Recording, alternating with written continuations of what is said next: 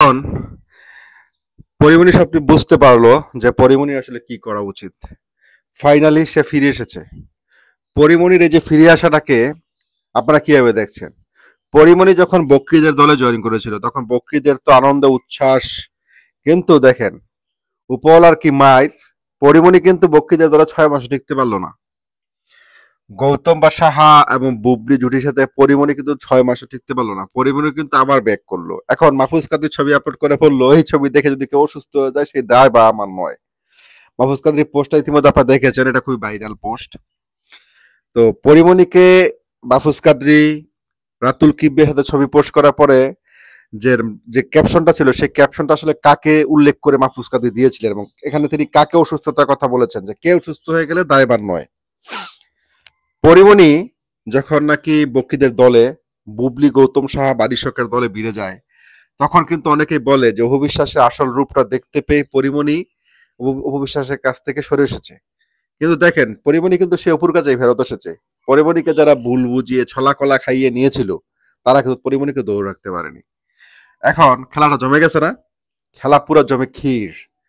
পরিমণি কিন্তু তার বোনের কাছে ফিরে এসেছে। পরিমণি তার কাছেই ফিরে এসেছে, তাদের কাছেই ফিরে এসেছে যেটা পরিমণির আসলেই পরিমণি যেখানে ডিজার্ভ করে পরিমণি যেটা। এখন পরিমণিকে নিয়ে তাদের দেখবেন কত নেগেটিভ ভিডিও তৈরি হবে। পরিমণিকে দেখবেন তারা কত ব্যঙ্গাত্মকভাবে আক্রমণ করবে। এগুলো তারা করবে কারণ হচ্ছে এগুলো না করলে তো তারা তাদের আসল রূপটা আমাদের দেখাতে পারবে না।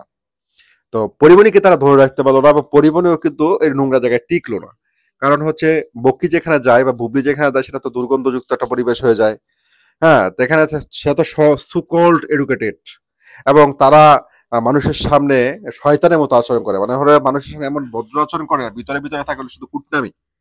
কারণ একটা কুটনা জায়গায় একটা মানুষ কতক্ষণ সাফার করতে পারে, এটা একটা পয়েন্ট। এখন পরিমণি যখন চলে আসলো, এখন পরিমণি যখন নতুন একটা জায়গায় চলে আসলো, পরিমণি যখন নতুন ভাবে বললো যে আমি এখন কাজ নিয়ে ব্যস্ত থাকবো, আমি শুধু টোটাল ফোকাস করছি কাজে, আমি কাজের বাইরে কিছু চিন্তা করছি না, আমি শুধু কাজ আর কাজকেই নিয়ে দেখতে চাই, এখন আমার জীবনে শুধু কাজটাই গুরুত্ব পাবে। অবিশ্বাসও কিন্তু সেম কথাটা বলেছে যে এখন আমি কাজ করতে চাই, আমি যে কাজটা করছি সেই কাজটা মনোযোগ হতে চাই, ফোকাস হতে চাই। অর্থাৎ দুজনের কথা কিন্তু এক, দুজনের টন কিন্তু এক হয়ে গেল। তো বকরিরা কিন্তু এখন কি, বকরিদের ফ্যানরা তো অপুকে নিয়ে অনেক নোংরা ভাবে কন্টেন্ট তৈরি করেছে, অনেক নোংরা ভাবে আক্রমণ করেছে। এখন যখন পরিমণি ফাইনালে চলে আসলো পরিমণি, এখন বকরিদের কেমন লাগছে?